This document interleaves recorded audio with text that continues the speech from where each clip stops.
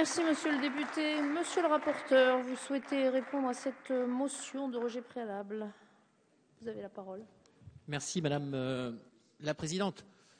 J'ai écouté avec intérêt, Monsieur Larrivé, vos interpellations sur l'urgence à mettre en œuvre des réformes que vous n'avez vous-même pas trouvé le temps de faire durant 10 ans, mais que vous nous sommez avec une impatience qui ne manquera pas de finir par être satisfaite, rassurez-vous, de réaliser dans la minute.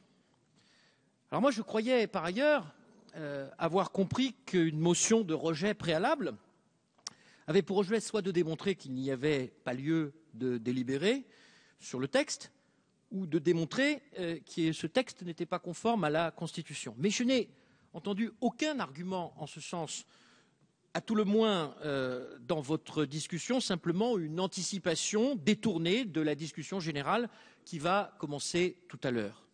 Avec certaines formes de paradoxe, puisque, alors que vous êtes censé critiquer la constitutionnalité du texte, vous proposez vous-même, dans vos propos, d'ajouter des motifs d'inconstitutionnalité, enfin de créer des motifs d'inconstitutionnalité au texte, puisque vous méconnaissez totalement le principe constitutionnel d'égalité du suffrage. Vous en avez encore fait une merveilleuse démonstration, mais je l'avais dit tout à l'heure dans mon intervention, je sais que vous allez pilonner pendant tout le long du débat sur ce thème, mais ce n'est pas parce qu'on répète quelque chose qui est inexact que ça devient une vérité. Oui, nous avons l'habitude, effectivement, de la répétition sur ces questions.